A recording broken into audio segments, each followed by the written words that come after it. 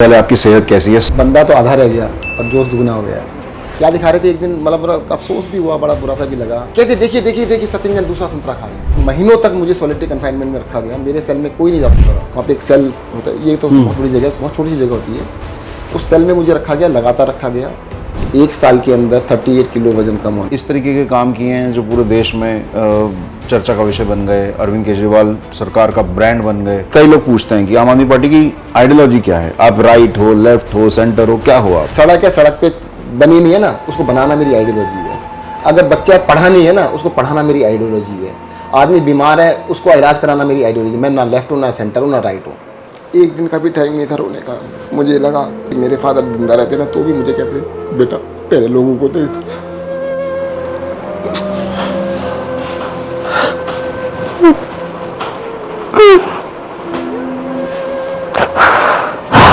नमस्कार साथियों, आज का दिन मेरे लिए बहुत खास है क्योंकि ये मेरे लिए एक साधारण इंटरव्यू नहीं है। मेरे बॉस और जिनके साथ मैंने 5 साल बहुत कुछ सीखा है, सत्येंद्र जैन जी मेरे साथ हैं। भावुक क्षण है क्योंकि उनके तिहाड़ से वापस लौटने के बाद सिर्फ मुझ में नहीं, बहुत से लोगों में बहुत उत्साह है। वो इसलिए क्योंकि उन्होंने देश को बहुत सारे राजनीतिक मॉडल दिए। शिक्षा, स्वास्थ्य आम आदमी पार्टी का नारा रहा है, लेकिन स्वास्थ्य को घर घर तक पहुंचाना, मोहल्ला क्लिनिक का मॉडल देना, सत्येंद्र जैन जी की परिकल्पना का एक मॉडल है जिसे पूरे देश ने सिर आंखों पर बिठाया। 7 से ज्यादा राज्यों ने उसे अपनाया। तो शुरू करते हैं ये एक भावुक इंटरव्यू जिसके लिए मैं बहुत दिनों से वेट कर रहा था। जैन साहब, बहुत बहुत शुक्रिया, आपने टाइम दिया। सबसे पहले आपकी सेहत कैसी है? सब लोग जानना चाहते हैं कि आपकी सेहत कैसी है, क्योंकि अपरेंटली सब लोग देख रहे हैं कि कैमरे पे अब आप पहले जो वजन हुआ करता था उससे काफ़ी वजन मैं गिर ना गया। बस एक छोटी सी कहूँगा, परसों हमारी पार्टी का फंक्शन था 2 दिन पहले। उसमें सारे कार्यकर्ता आए हुए थे। तो वहाँ पर मैं स्टेज पे था, अरविंद दीदी सब लोग थे। तो पीछे बात क्या चल रही थी, कहते भी बंदा तो आधा रह गया और जोश दुगना हो गया। जोश में कोई कमी नहीं है, शरीर से कोई फ़र्क नहीं पड़ता है, मन से बहुत स्ट्रांग है। लेकिन वजन कम होने के बहुत सारे मेडिकल रीजंस में जाएं तो बहुत सारे वजन घटने के बहुत सारे कारण हो सकते हैं। क्या कुछ जांच वगैरह आपने कराई? सब कुछ ठीक है? क्योंकि सब लोग जानना चाहते हैं नहीं इतना नहीं, ज़्यादा वजन गिरना। मेरा वजन का रीज़न ये था, देखो जब मुझे जेल लेके गए थे, मेरा 25 साल से नियम है कि मैं मंदिर जाने के बाद अन्न ग्रहण करता हूँ। 25 साल से भी ज़्यादा ही हो गए हैं। तो हर साल मैं 1 जनवरी को, मतलब साल स्टार्ट होता है तो 1 साल का नियम बढ़ा लेता हूँ। तो 25 साल से चल रहा था। कभी ये तो सोचा नहीं था कि जेल जाना पड़ेगा। अचानक जेल चले गए। तो अब जेल चले गए तो जैन मंदिर तो था नहीं। तो मैंने पूरे 1 साल तक अन्न ग्रहण नहीं किया। मैं सिर्फ खीरा, टमाटर, जो चीज़ें वहाँ कैंटीन से मिलती थी परचेज़ करते थे। ये कोई फ्रूट आ जाता था, कोई फ्रूट वगैरह, उसी चीज़ों पे 1 साल तक रहा। तो उसकी वजह से सीवियर प्रोटीन डेफिशिएंसी, मतलब मेल न्यूट्रिशन की वजह से मेरा जो वज़न था 38 किलो से ज़्यादा कम हुआ था। तो आपने 1 साल बिल्कुल अन्न नहीं लिया? पूरे 1 साल तक नहीं लिया था। लेकिन उस समय बहुत चर्चा का विषय बना कि कुछ वीडियो थी, आई थी, उसे बहुत सारे मीडिया ने प्राइम टाइम में चलाया और उस पर बहुत डिबेट हुई। मुझे नहीं पता आपको मालूम पड़ा कि नहीं पड़ा। और नहीं नहीं, उसमें पता है देखो। आपकी वीडियोस, मतलब आप शायद टमाटर, खीरा वगैरह सलाद जो आप खा रहे थे रेगुलर, उस पर बहस हुई कि अरे जैन साहब को तो बहुत सारा खाना मिल रहा है, घर से खाना जा रहा है, और बहुत सारी चीज़ें होती थी। देखो थोड़ा दुर्भाग्यपूर्ण है, सनसनीखेज पत्रकारिता का एक अलग ही तरीका था। पहले तो मैं कहना चाहता हूँ, देखो जेल के अंदर ना बहुत सारे क्रिमिनल्स हैं। आपने कभी मेरी वीडियो आने से पहले किसी की वीडियो नहीं देखी होगी।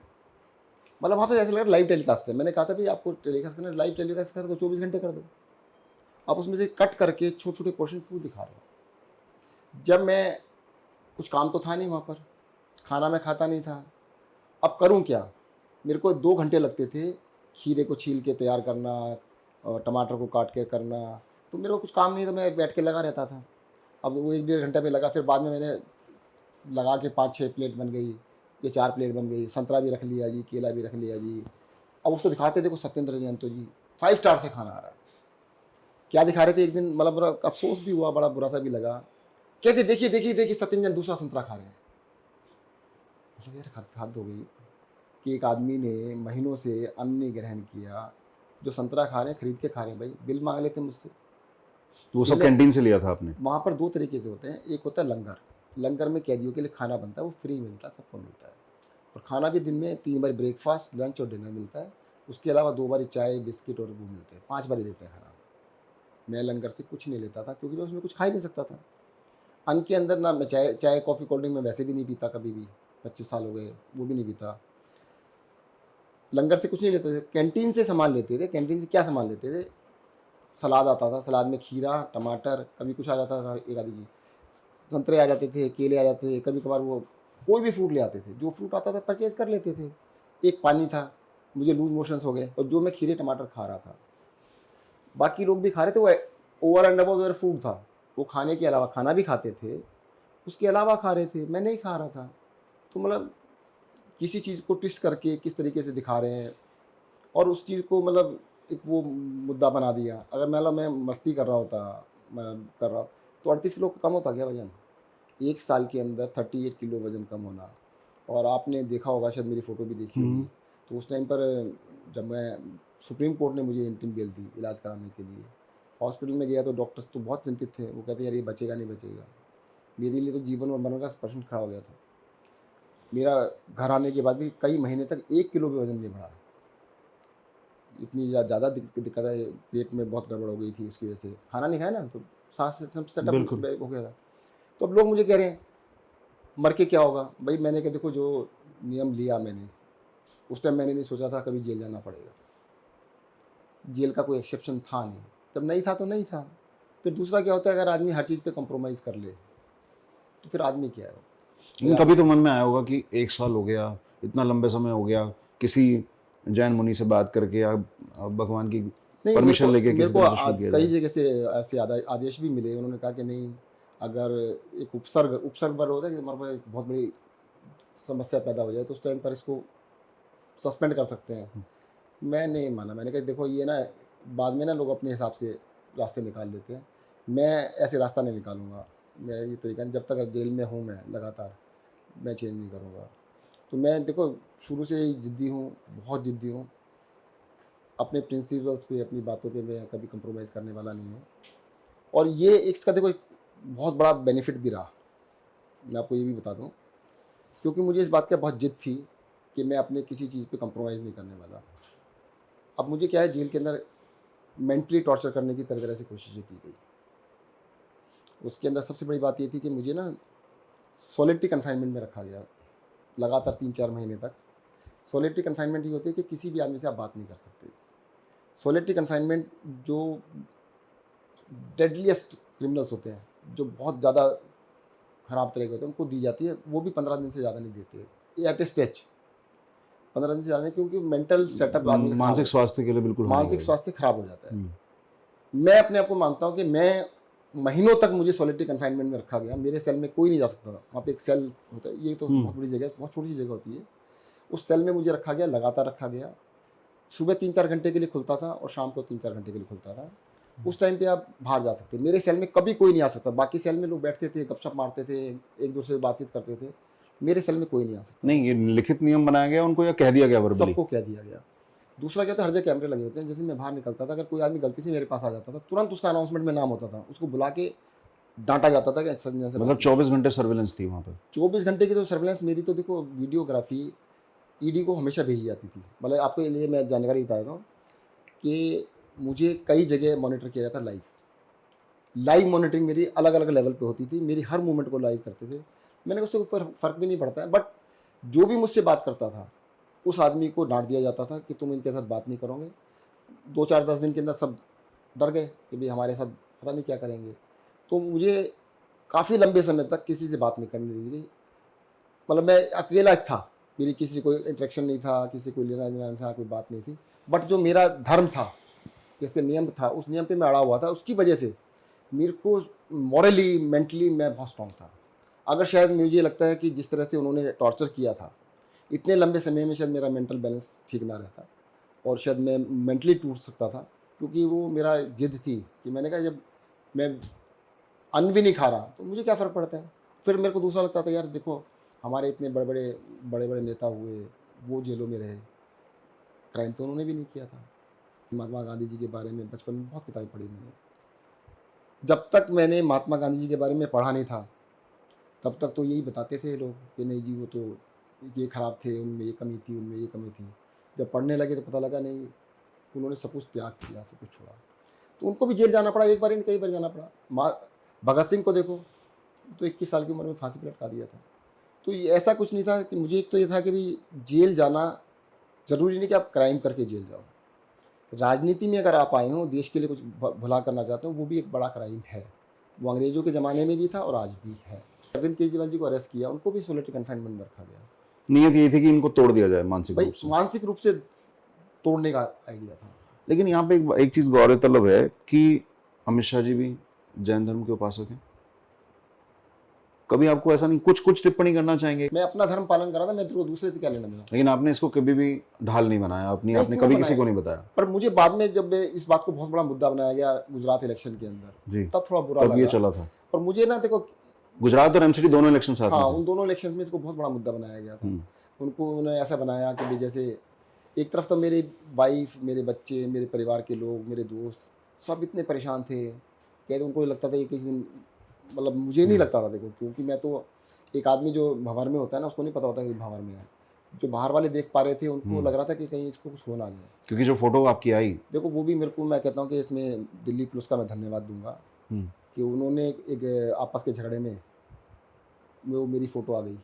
वो फोटो बाहर आ गई थी। वो बाहर फ़ोटो कैसे आ गई? आप हमेशा देखना मेरी उन्होंने क्या कलाकारी की। हम्म, कभी भी फ़ोटो दिखाई मेरे को, जब मेरा वज़न कम हो चुका था, तब की नहीं दिखाएँगे आपको। हम्म, जो वीडियोज़ रिलीज़ की गई, वो मेरे को मतलब हट्टा-कट्टा था, मैं ठीक-ठाक था, तब की हैं। हम्म, जब मैं बिल्कुल जिसे कहते हैं कंकाल बन गया था, तब नहीं दिखाई तब कोई उन्होंने। फोटो नहीं है? कोई फ़ोटो नहीं दिखाई तब कोई उन्होंने, वीडियो बाहर नहीं कोई आई? वीडियो नहीं दिखाई।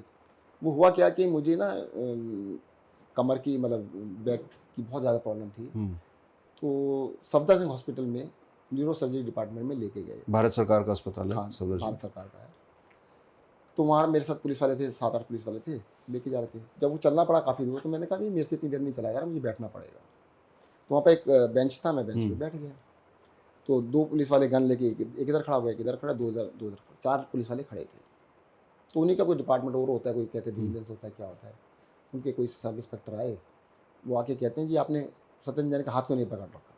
हम्म, तो जो मेरे साथ थे सब इंस्पेक्टर, वो बोले, "भई हम 4 लोग खड़े हैं ना, हम्म, गन लेके कोई भाग रहे हैं क्या? गन लेके खड़े हैं, सब कुछ है, कैसे भाग जाएँगे?" तो जो दूसरे वाले आए थे, उन्होंने एक फ़ोटो खींच ली। अच्छा, वो वो फोटो फ़ोटो पुलिस ने खींची हुई है? उसने खींची, और उसने फ़ोटो खींच के अपने पुलिस के ग्रुप में डाल दी। तो ओह, वो ग्रुप में डाली, तो जब तक मैं डॉक्टर को दिखा रहा था, थोड़ी देर के अंदर तो तहलका मच चुका था। वो फ़ोटो मेरी कुछ ही घंटों में वायरल हो गई लीक थी। हो गई। हाँ। तो देखो, आप एक ग्रुप में, व्हाट्सएप ग्रुप में डालोगे, 100 लोगों के ग्रुप में डालोगे, लीक तो होगी। तो वो लीक हुई तो टीवी पे चल पड़ी। तो हम्म, उसके चलने से वो अखबारों में छप गई। तो वो मेरी लगभग 1 साल के बाद पहली फ़ोटोग्राफ थी जो पब्लिक में आई थी। हम्म, जिसमें मेरे को पता लगा कि जिसकी वजह से लोगों को पता लगा ये सत्येंद्र एक के साथ क्या, सेंटिमेंट तैयार हुआ। सब क्या कर रहे हैं लोग। हम्म, मैंने तो कभी नहीं कहा। हम्म, मैं जब मेरे को अस्पताल ले गया तो कोई मुझे नहीं पहचानता था। अक्सर ऐसा होता था कि कई लोग बहस कर रहे होते, वो कहते सत्येंद्र जैन, कहते नहीं नहीं नहीं, वो नहीं है, उस जैसा कोई होगा, सत्येंद्र थोड़ा हो सकता है। तो लोग आपस में बात करके सब छोड़ देते थे। एक भी इंसान ऐसा नहीं होता था वो ये मान लेता कि वो सत्येंद्र जैन ही है। हम्म, तो लोगों को नहीं लगता था। अगर पहले से लग रहा, मेरे को महीने में 1 बारी या 2 बारी मुझे हॉस्पिटल लेके जाना पड़ता था। कभी जीबी पंत जाते थे, कभी एलएनजेपी जाते थे, सफदरजंग भी गए। तो पर कोई भी मुझे ऐसा नहीं मिला कि जिसने मुझे पहचाना हो, और वो नहीं तो पहचानते लोग फ़ोटो खींच लेते, तो पहले भी आ जाती बाहर, तो नहीं आई। तो वो जो फ़ोटोग्राफ्स आई, तो उसके बाद लोगों को पता लगा कि ये जो दिखा रहे हैं ना कि सत्येंद्र जैन ये खा रहे हैं, ये खा हम्म, रहे हैं जी, सत्येंद्र जैन तो वहाँ पे पिकनिक मनाने गए हुए हैं, हम्म, और वहाँ पर जाके तो वो 20-30-50 किलो वज़न आगे बढ़ गया होगा, ऐसा कुछ नहीं। हम्म। लेकिन मानसिक तौर पे तो आपने कहा आप टूटे नहीं, हम सब ने देखा कि आपने इतना बड़ा संघर्ष किया और आज आप हम सबके बीच में हैं। आपकी ऊर्जा का भी प्रमाण मिल गया। कुछ दिन पहले जो वीडियो आम आदमी पार्टी के हैंडल से गई, जो अरविंद जी भी उस मंच पे थे, आप भी उस मंच पे थे, लेकिन कोई ऐसा मोमेंट जो आप कह सकते हैं कि जिसमें आपका मन थोड़ा भी विचलित हुआ हो या घबराहट हुई हो, या मन में एक बार को संशय पैदा हुआ हो कि ये जर्नी अब कहाँ जाके रुकेगी? नहीं, सबसे पहले क्या हुआ, देखो मैं बताऊँ, मेरे ना 2 पार्ट रहे जेल के अंदर। पार्ट 1 था, मैं जैसे 30 मई 2022 को मुझे अरेस्ट किया गया, तो पूरे 1 साल मैं जेल में रहा था, वो फर्स्ट पार्ट था। उसके बाद मुझे इलाज कराने के लिए सुप्रीम कोर्ट ने बेल दी थी, इंटीम बेल जिसे कहते हैं। तो मैं कुछ महीने इलाज के लिए हॉस्पिटल में भी रहा और घर पे भी रहा, वो इलाज चल रहा था मेरा। फिर मैं दोबारा से जेल में गया, तो 7 महीने 7.5 महीने में दोबारा से जेल में रहा। जो पहला 1 साल जेल में रहा, वो बड़े काफ़ी दिक्कत वाले थे। किस तरह से थे देखो, एक तो मुझे बहुत बड़ा गिल्ट था। गिल्ट इस बात का था कि मैंने अपने परिवार को कहाँ फँसा दिया। उनका तो कोई गलती नहीं थी। अरे मुझे शौक चढ़ा था ना कि भई मैं देश के लिए ये करूँ, देश के लिए वो करूँ। मेरी वाइफ़ ने, मेरे बच्चों ने तो वैसे कुछ नहीं किया था। सज़ा उनको क्यों मिल रही है? सज़ा तो उनको मिल रही थी, मुझे तो नहीं मिल रही थी। मैं तो ग्रेट बन रहा था अपने आप में, भई हम्म, मुझे फांसी चढ़ा देते मैं तो और भी खुश हो जाता, मुझे हम्म, फांसी दे दी, शहीद हो गए जी। तो परंतु उनका क्या क्राइम था? तो मुझे इतना गिल्ट था इस बात का कि भई एक तो ये इश्यू था कि गिल्ट था कि वाइफ़ के साथ, बच्चों के साथ मैंने ऐसा क्या किया अपने परिवार के साथ, सारे परिवार के साथ। दूसरा मुझे ये था कि व्हाई विद मी? मेरे साथ ऐसा क्यों हुआ जब मैंने कोई ऐसा क्राइम नहीं किया? तो अगर तुमने करना था, सच्चा लगाओ ना, झूठे आरोप क्यों लगा रहे हो? आई वाज़ नॉट, मतलब जिसे कहते हैं, मैं समझ नहीं पा रहा था, हम्म, ऐसा कैसे हो सकता है हम्म। कि भई जब मैंने कोई गलत काम किया नहीं। अब इससे पहले थोड़ा उस टॉपिक पे, जब आपने कहा ना कि भाई गिल्ट हुआ, तो कभी परिवार की तरफ से कुछ आया आपको जो मन में चुभा हो कि उनकी हाँ, तरफ से कुछ ऐसा था? बताता हूँ। उनकी तरफ से ये था कि वो बार-बार मुझे कहते थे आप खाना खाओ। अब देखो कितनी वो थी कि मैं एक ज़िद पे था, ज़िद क्या था मेरे को, मैं ज़िद भी नहीं कह सकता। अब मैंने धर्म के नाम से, धर्म की वजह से एक नियम ले लिया। अब मैं, कोई मेरे ऊपर आफ़त आ गई, मैं उसे छोड़ दूँ, वैसा आदमी तो मैं हूँ नहीं। परंतु मुझे ये भी था कि अब उनकी क्या गलती है? मान लो हम्म, मेरे को इस वजह से मैं मर जाऊँ, हम्म, तो मेरी वाइफ़ और बच्चों की तो कोई गलती नहीं थी। तो वो भी एक गिल्ट था कि यार देखो हम्म, उनके साथ क्या हो रहा है, और ये भी नहीं लग रहा था कि ये सुप्रीम कोर्ट था तो उसने छोड़ भी दिया। हम्म, ऐसा नहीं लग रहा था कि शायद कि कभी छूटेंगे भी, हम्म, कि या तो तुम टूट जाओगे, तब तो तुम एक बारी टूट जाओ और उनकी बात मान लो तो उसी दिन छूट जाओगे। हम्म, टूटने वाले तुम हो नहीं, हम्म। झुकने वाले तुम हो नहीं, तो ऐसा लगता कोई एंड नहीं है, एंड ऑफ द टनल नज़र नहीं आता था। एक समस्या ये थी। पर उसके अंदर फिर बार-बार ना, फिर मैं क्या करता था, मैं कई बार सोचता था, मेरे फादर नहीं है, मदर नहीं है, ये मेरे फादर टीचर थे। मैंने सोचता था मेरे मेरे फादर होते तो वो क्या कहते? हम्म। यदि उनसे आपकी बात होती तो वो आपको क्या सलाह देते इस क्या पे? सलाह देते कि भई अब क्या करना है? हम्म, क्या वो ये कहते कि सब कुछ छोड़ दे? हम्म। बिल्कुल नहीं कहते। मेरे क्या बात फादर है? ने, मुझे याद है आज भी, देखो जिस दिन मुझे टिकट मिला ना, तो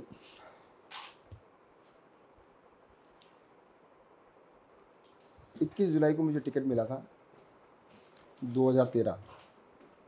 इसी घर में, यहीं पे बातें, नीचे फ्लोर पे थे हम। तो मेरे फादर ने कहा,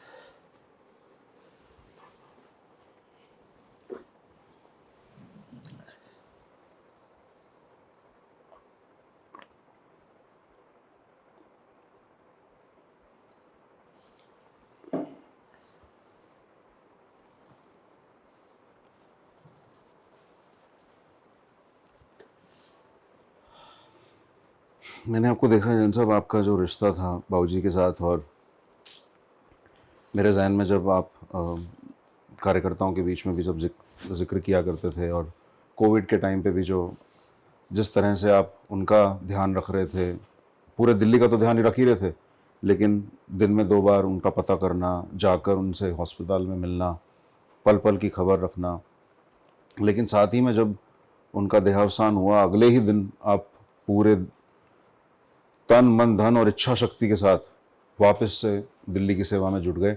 मेरे लिए वो एक बहुत बड़ी इंस्पिरेशन थी। शायद वो दिन मैं बिल्कुल नहीं भूल सकता, क्योंकि मैं भी उस समय कोविड में था। अब मेरा भी पता करते थे कि मेरी हालत क्या है, मेरी सेहत क्या है। साथ साथ आप पूरी दिल्ली की एक एक, मतलब मुझे नहीं पता आप कितने घंटे सोते थे, आपके ऑक्सीजन से लेके, बेड से लेके, एम्बुलेंस से लेके, दिन में 3 बार हर चीज़ को रिपीट रिव्यू करना। वो समय, क्योंकि पूरे दिल्ली, पूरे देश के लिए वो एक त्रासदी का समय था, पर आपने पर्सनल इमोशंस को दूर रखते हुए एक योद्धा की तरह उस समय को जिया है। मैं आपको सैल्यूट करता हूँ दिल से, और मेरे लिए हमेशा देखो आप अभी ना इंस्पिरेशन रहोगे। थोड़ा सा इसलिए हो गया, मेरे फादर की डेथ हुई थी कोरोना से, मैं रो नहीं पाया।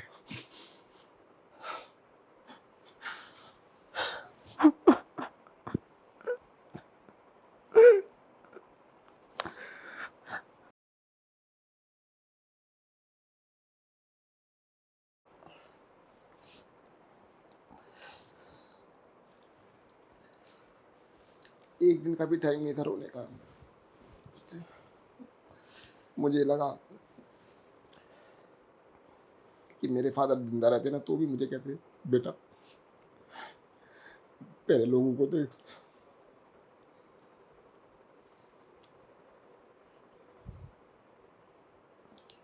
उधर पानी और दे।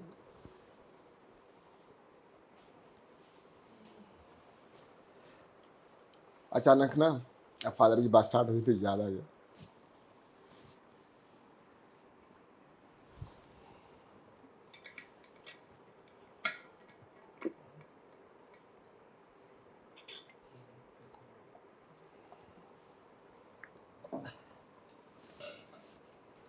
मेरे फादर ने कहा था 21 जुलाई जब मुझे टिकट मिला, यहीं पे नीचे की बात है 2013। 2013, कि बेटा ये तो लुच्चे लफंगों का काम होता है, शरीफ लोग इलेक्शन नहीं लड़ते, हम तो इज्जतदार लोग हैं, इज्जतदार लोग कोई इलेक्शन लड़ते हैं। तब भी मुझे अरेस्ट किया गया था। 21 जुलाई को टिकट मिला, 24 जुलाई को सुबह किस सुबह। किस लिए अरेस्ट किया था उसने? तब मैं इसी घर में बैठा हुआ था, पश्चिम विहार में एक जगह प्रदर्शन हुआ था। हम्म। कहते सत्येंद्र जैन ने वहाँ पे प्रदर्शन किया है, बसें तोड़ी हैं और इसको अरेस्ट कर लिया गया। और अच्छा। 2-3 महीने पुरानी बात थी, पता नहीं उन्होंने एफ लिख के रखी हुई थी, मतलब देख के भी दाज जो होता है किस किस चीज़ के लिए। हम्म। तो मुझे अरेस्ट किया गया, तो मैं 2 दिन जेल में रहा, तिहाड़ जेल में ही गया था। जब मैं वापस आया तो वहाँ पे रात को, जैसे रात में सारी रात मैं सोया नहीं था, बस मैं यही सोता रहा, मैंने उस उम्र में आके मेरे माँ बाप को क्या लग रहा होगा हम्म। कि भी बेटा जेल चला गया। जेल जाना तो बहुत बड़ा क्राइम माना जाता है ना इस सोसाइटी के हम्म। अंदर। मैं पक्का मन बना के आया था कि घर जाके ना मैं इलेक्शन नहीं लड़ूंगा अब। मैं, मेरे फादर, मेरी मदर, मेरी वाइफ सब मना कर रहे थे हम्म। कि अब इलेक्शन नहीं लड़ना। तो जेल में गया हूँ, तो वापस जब आया तो मैं पक्का पक्का विचार करके आया था इलेक्शन नहीं लड़ूंगा। मेरे फादर पता क्या कहते हैं, आप पीछे नहीं हटेंगे। पीछे नहीं हटेंगे। कहते हैं ये क्या तरीका हुआ। अगर कोई इस देश के अंदर, टीचर थे ना, बहुत आदर्शवादी थे, हम्म। एक लड़का अगर इलेक्शन लड़ना चाहता है तो उसको इसलिए अरेस्ट कर लिया जाएगा इलेक्शन ना लड़े। इलेक्शन क्या मतलब, उनका ही शब्द दोबारा से थे, क्या लुच्चे लफंगे ही लड़ेंगे, हम्म। अगर शरीफ आदमी लड़ेगा तो उसको जेल भेजेंगे। कहता हम्म। पीछे नहीं हटेंगे कुछ भी हो जाए। बट मैं आपको आगे बताता हूँ क्या बात। इसके अंदर मेरी वाइफ पता क्या कहती है, अब तो मन भर गया होगा। जेल जाने के, वापस हाँ, आने के बाद 2 दिन के बाद? कहते अब तो मन भर गया होगा ना, अब तो इलेक्शन मत लड़ो। अब मेरे लिए बड़ी दुविधा। एक फादर कहते हैं अब इलेक्शन जरूर लड़ेंगे कुछ भी हो जाए, हम्म। वाइफ कहती है कि अब तो मन भर गया होगा, अब नहीं लड़ना, अब तो तुम जेल भी घुमाए। हम्म। 2 दिन के बाद फिर अरविंद केजरीवाल जी को रोहिणी कोर्ट जाना था। हम्म। अखिलेश पति त्रिपाठी हमारे अकाउंट वो कैंडिडेट थे हम्म। मॉल से, उनका एक केस था उसमें जाना था। वो जा नहीं पाए, उन्होंने मुझे फ़ोन कर दिया आप चले जाओ। हम्म।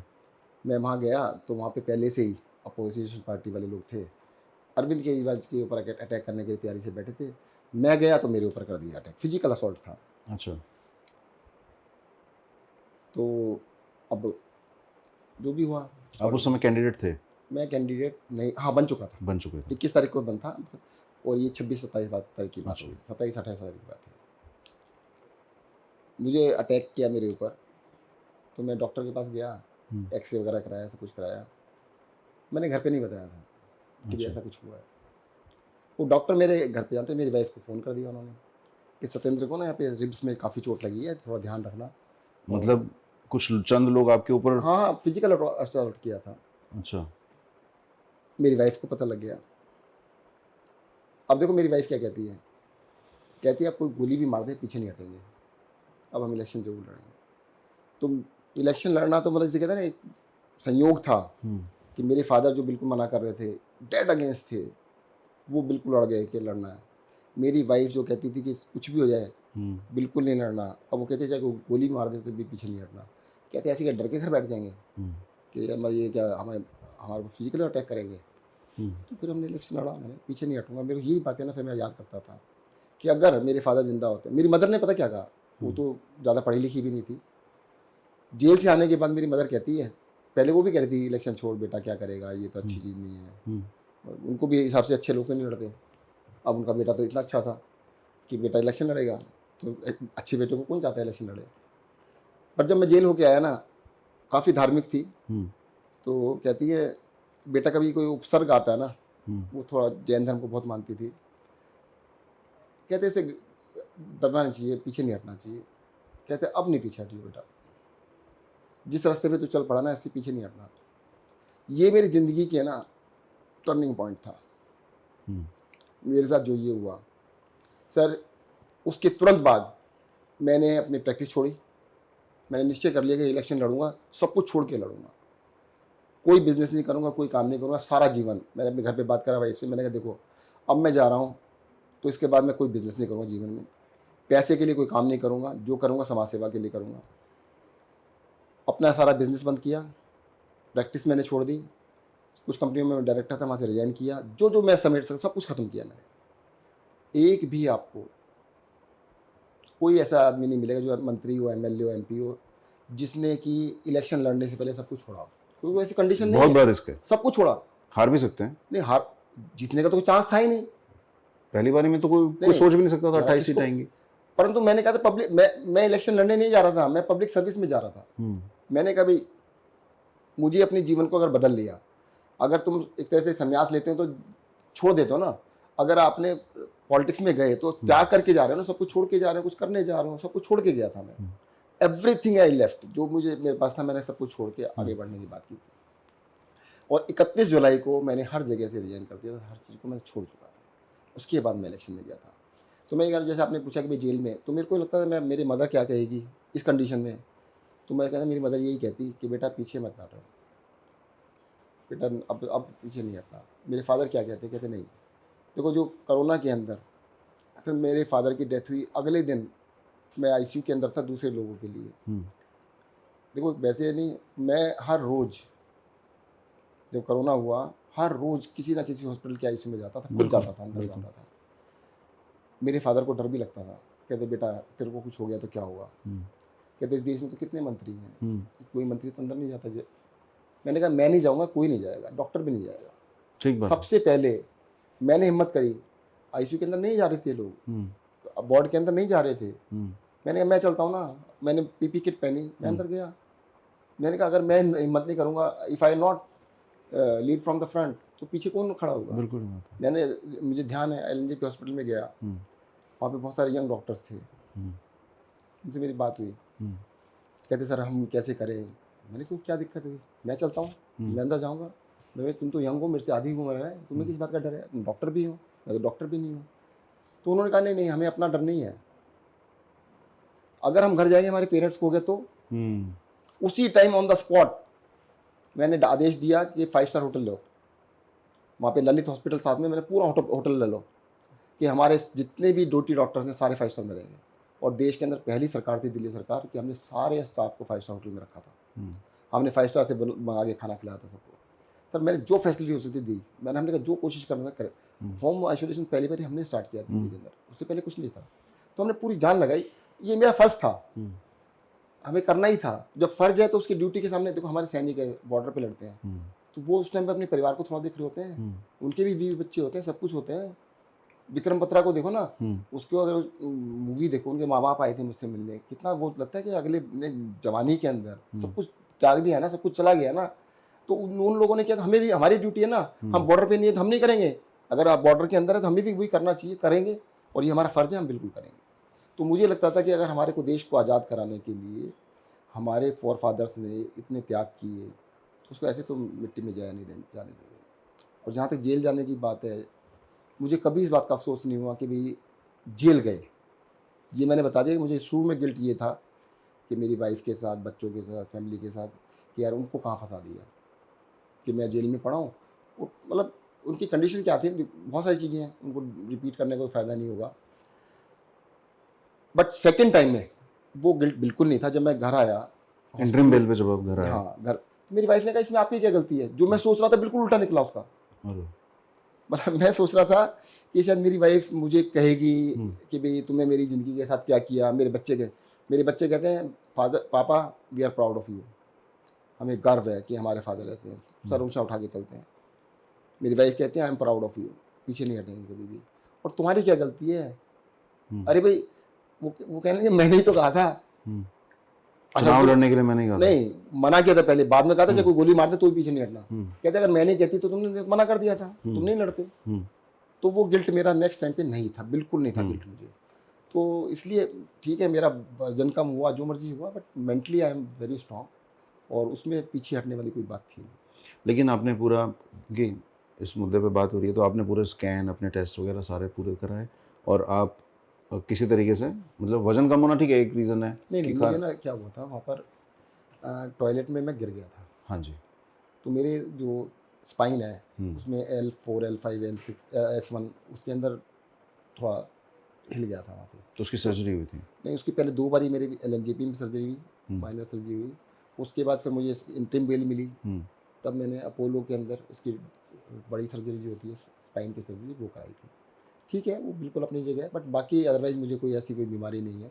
हम्म, तो बिल्कुल मैं, कई बार लोग कहते हैं कि यार कोई हम्म, बीमारी, मैंने बीमारी क्या होती है, हम्म, गिरने से किसी को भी हो सकता है, गिरने से हो गया हम्म। तो ठीक है, चलो। ठीक है। तो 1 मिनट लेके यदि आप ये बताना चाहें, क्योंकि किसी भी जरिए से आम आदमी पार्टी के नेताओं को गिरफ्तार करके जेल में डाला गया, लेकिन आपका जो मैटर था वो आपके मंत्री बनने से बहुत पहले का है। वो मैटर बाकी नेताओं को जेल में जिस मुद्दे पर डाला गया उससे कैसे डिफरेंट है, और तो आपका केस बाकी नेताओं के केस से कैसे डिफरेंट है? मुझे भी आज तक समझ नहीं आया कि केस क्या है, हम्म, और किसी को बताएं तो उसको समझ नहीं आएगा। अभी मैंने आपको बताया कि मैंने 31 जुलाई 2013 में इलेक्शन लड़ने से 6 महीने पहले सारी कंपनियों से रिजाइन किया। कुछ कंपनियों में डायरेक्टर था, उनको छोड़ दिया था मैंने। मेरे ऊपर केस बनाया गया, CBI ED ने जो केस बनाया, और ये केस कब रजिस्टर हुआ? बता देता हूँ। केस रजिस्टर्ड हुआ था, CBI में रजिस्टर्ड हुआ 24 अगस्त 2017। 17 में? उसके 7 दिन के अंदर 30 अगस्त 2017 को ED ने दर्ज किया। कितनी जल्दी, मैं 6 दिन में रजिस्टर कर लिया। मतलब कुछ इंस्ट्रक्शंस का मैटर है। हाँ, और 7 साल हो गए, अब तक इन्वेस्टिगेशन कंप्लीट नहीं हुई है। 7 साल से ऊपर हो गए हैं।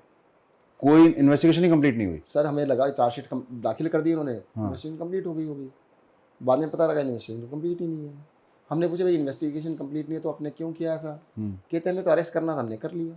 क्योंकि तो अरेस्ट, कानून तो है कि 60 डेज में आपको चार्जशीट डालनी पड़ती है। चार्जशीट डाल दी उन्होंने। अच्छा, बिना इन्वेस्टिगेशन पूरे हुए? इन्वेस्टिगेशन आज भी चल रही है, अभी भी कंप्लीट नहीं। मतलब उसको घसीटना है किसी तरीके से। सर देखो, ये तो मजाक बना रखा है ना कानून का। ED तो किसी कानून को मानती नहीं है। अब सुप्रीम कोर्ट उनके खिलाफ कई सारे आदेश दे रहा है। सुप्रीम कोर्ट ने कहा अरेस्ट का तरीका ठीक होना चाहिए, इलीगल अरेस्ट नहीं कर सकते हैं। बट ED से मतलब अलग ही तरह की एजेंसी है जो अलग तरह से काम कर रही है। कानून का मतलब बहुत कम कानून को मानते हैं वो लोग। आज भी इन्वेस्टिगेशन 7 साल के बाद चल रही है। मेरी चार्जशीट में सबसे पहले क्या लिखा है, सत्येंद्र जैन ने क्रिमिनल कॉन्स्पिरेसी की। क्रिमिनल कॉन्स्पिरेसी किस चीज़ के लिए हो सकती है? क्राइम के लिए, किसी और चीज़ के लिए नहीं। क्राइम कब हुआ? कहते 2015 में, 2015 से 17 के बीच, जब आप रिजाइन दे चुके थे नहीं, उसके बाद? जब मंत्री बन गया। अच्छा। कॉन्स्पिरेसी कब हुई? कहते 2010 में। 2010 में ना आम आदमी पार्टी बनी थी, ना सत्येंद्र जैन इलेक्शन लड़ सकता था, मंत्री बनने का चांस कहाँ से था? तो मैं एक अंतर्यामी था, मुझे भगवान ने वो दी थी दिव्य शक्ति। हाँ। 2010 में मुझे पता लग गया था कि अरविंद केजरीवाल जी होंगे, आम आदमी पार्टी बनाएंगे, मैं इसमें जुड़ जाऊंगा, मैं मंत्री बनूंगा। इसके लिए मैंने क्रिमिनल कॉन्स्पिरेसी करी। मतलब क्रिमिनल कॉन्स्पिरेसी, मैं किसी की हत्या करने वाला हूँ, और वो पैदा नहीं हुआ, उसके माँ बाप की शादी भी नहीं हुई, और उसकी हत्या की प्लानिंग कर ली मैंने। कि प्लानिंग पहले हो गई कि शादी भी नहीं हुई, माँ बाप मिले भी नहीं, कुछ भी नहीं हुआ, उससे 5 साल पहले उसने हत्या की तैयारी कर ली और मेरे ऊपर वो क्रिमिनल कॉन्स्पिरेसी बना रही है। तो इस तरह से केस चल रहा है। हमने कहा उनको, कहते देखो जी हमारा काम पूरा हो गया, हमारा काम था अरेस्ट करना, हमने कर लिया। सेकंड काम था हम बेल नहीं होने देंगे, हमारा कानून है ऐसा, हमने बेल नहीं होने दी कि 2 साल 3 साल निकाल दिए। तो ठीक है, उनको जो करना था करें। अब अंग्रेज भी तरह तरह के कानून बना के, तरह तरह की चीज़ें बना के, वो भी तो कानून के हिसाब से कहते थे, हमने कानून के हिसाब से किया, वो भी तो कानून को सामने आगे कर देते थे ना। अगर भगत सिंह को फांसी दी उन्होंने तो कानून से दी, इलीगल नहीं दी उन्होंने, तो कानून लगा देते। तो लेकिन जो सरकार में आपका काम करने का रिजॉल्व था, जिस तरह से, क्योंकि कोविड का बार बार जिक्र आता है क्योंकि एक महामारी का दृश्य था चारों तरफ, जो रिजॉल्व था आपका, चाहे आपने यमुना की बात की है, बेबी बाहर आने के बाद भी आपने यमुना की बात की, आपको कुछ ऐसा महसूस हुआ कि क्योंकि इस तरीके के काम किए हैं जो पूरे देश में चर्चा का विषय बन गए, अरविंद केजरीवाल सरकार का ब्रांड बन गए, उसकी वजह से टारगेट किया जा रहा है, या आपको ये मैसेज दिया गया हो कि आप अच्छा चलो बाहर कर देंगे, ये काम मत करना, या चुनाव मत लड़ना, या पार्टी छोड़ दो, कुछ प्रलोभन आए? चलो मैं आपको असली बात बताता हूँ क्या है। सत्येंद्र जैन को अरेस्ट किया सबसे पहले, फिर मनीष सिसोदिया, फिर संजय सिंह, फिर अरविंद केजरीवाल। एक पार्टी के अंदर, जो पार्टी बने 10 साल भी नहीं हुए, टॉप लीडरशिप पे सबको अरेस्ट कर लिया। कुछ तो कॉमन होगा, कुछ तो रीजन होगा उसके पीछे। काफी सोचा, जेल के अंदर सोचा मैंने, ऐसा क्या था यार, पूरी पार्टी को अरेस्ट कर लिया, और भी हमारे कार्यकर्ताओं को अरेस्ट किया, बहुत सारे एमएलए पे केस बना दिए।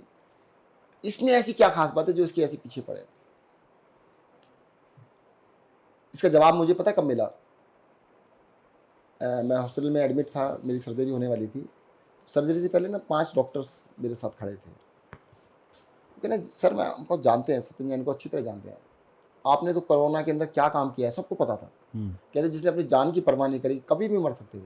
मतलब आईसीयू के अंदर जिसमें कहते थे कि भाई इतना वायरल लोड होता है, हर रोज जाता था मैं, रात के 2 बजे भी जाता था।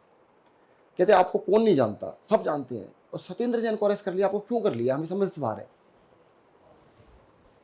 मैंने उनसे कहा, मैंने डॉक्टर साहब इसी बताइए, आप इतने बड़े डॉक्टर हैं, आपको कभी मन में तो आता होगा या सत्येंद्र जैन मंत्री बन गया, एमएलए बन गया, तो हम भी कभी। डॉक्टर साहब बोले कि हाँ जी बिल्कुल, ऐसा सोचा था कि यार ये बन सकते तो हम भी तो ऐसे ही हैं। एक डॉक्टर साहब बोले मैंने बिल्कुल सोचा था 65 साल का हो जाऊंगा, मैं अपने ये बंद करके मैं भी इलेक्शन लड़ूंगा, मैं भी मंत्री बनूंगा। मैंने कहा डॉक्टर साहब ऐसा करो, 5 को टिकट दे दे, इलेक्शन लड़ोगे? कहते अब नहीं लड़ेंगे। मैंने क्यों? कि जो आपका हाल वो हमारा भी ये हुआ। तो इसका रीज़न ये है, आम आदमी पार्टी जो बनी, उसके बनने से पॉलिटिशियंस को कोई खास दिक्कत नहीं थी, बहुत सारी पार्टियां बनी। अरविंद केजरीवाल एक पार्टी बना के एक बड़ी पार्टी के नेता बने, उससे भी कोई दिक्कत नहीं थी। दिक्कत इस बात से थी कि उनके जैसे नहीं बने। अगर उनके जैसे बन जाते तब तो ठीक था। वो कहते इनका तो कोई आगे पीछे है नहीं, इन्होंने तो अपने जमात को आगे बढ़ाना नहीं, ये तो सब कुछ खेल खराब करके चले जाएंगे, फिर नेताओं को नमस्ते कौन करेगा। कहते सबको डरा दो कि कोई भी इनके जैसा बनेगा तुम्हारा इनके जैसा हाल करेंगे। आपको 2-4 एग्जांपल देता हूँ छोटे छोटे से, और अच्छे से समझ में आ जाएगा, बहुत छोटे। हमने बिजली का एक मॉडल निकाला, मैं उसको कहता हूँ केजरीवाल मॉडल ऑफ इकोनॉमिक्स।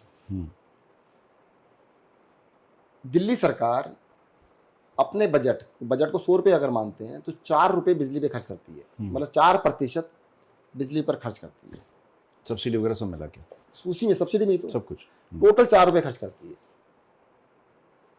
और वो 4 कैसे खर्चते रहे? हम लोगों की बिजली फ्री कर देते हैं या हाफ रेट कर देते हैं। तो डायरेक्टली फायदा किसको हुआ? जनता को। किसी के 600 रुपये का बिल आया, फ्री हो गया। किसी का 1200 रुपये का बिल आधा रेट हो गया, 400 यूनिट तक हाफ है, 200 यूनिट तक फ्री है। तो लोगों को डायरेक्ट गया पैसा, कंपनी को, ठेकेदार को कुछ नहीं देते, जनता को हमने दिया, जनता उनको पे कर देगी। क्लियर? उससे रिश्वत मिलेगी नेता को? कारण नहीं है, क्योंकि सीधा ट्रांसफर तो उसको हुआ, डायरेक्ट कंज्यूमर के पास गया। भाई जिसका 600 रुपये का 800 रुपये का बिल जीरो हो गया, हो सकता है कंपनी आपको रीच आउट करे, बोले मत करो हमारे को। हाँ बता दो, आप खुद ही कह देंगे, आपने आंसर दे दी। तो उसमें से ऐसा नहीं कि 800 रुपये फ्री हो गए तो 200 रुपये अरविंद केजरीवाल को भेज दे, वो तो पॉसिबल नहीं है। अब क्या है, बाकी राज्य क्या करते हैं? हम 4% खर्च करते हैं, सबसे कम करते हैं देश में। बाकी राज्य 10%, 12%, 15%, यानी 100 रुपये अगर खर्च किए उन्होंने, उसमें से 10 रुपये, 12 रुपये, 15 रुपये, 100 रुपये में से खर्च करते हैं बिजली के ऊपर। कैसे खर्च करते हैं? वो जनता को नहीं देते, वो कंपनियों को देते हैं, ठेकेदार को देते हैं कि घाटा हो गया, बिजली में घाटा हो गया। अब घाटा कौन देगा? सरकार देगी। सरकार ही देगी। सरकार ने ठेकेदार को दिए, कंपनी को दिए, तो 5,000 करोड़ दे दिए, फ्री में देगी क्या? एक कंपनी को 5,000 दे दिए, एक को 10,000 करोड़ दे दिए, एक को 5,000 करोड़ दे दिए, एक को 2,000 करोड़ दे दिए, फ्री में देंगे क्या? अरविंद केजरीवाल ने 600 रुपये दिए, वो तो वापस तो कुछ नहीं आ रहा, परंतु उस नेता ने जो दिए 2,000 करोड़ या 10,000 करोड़, उसमें कुछ तो वापस आएगा नहीं आएगा? इतनी तो पॉलिटिक्स सब जानते हैं। इसी शर्त पे दिया हो क्या मालूम? यार ये तो अपना अंदाजा लगा लो, इतनी तो जनता समझदार है। वो कहते हैं यार ये सारी पॉलिटिक्स खराब कर देगा केजरीवाल, जनता को पता लग जाएगा। सारे नेता क्या कहते हैं? पैसा नहीं है जी।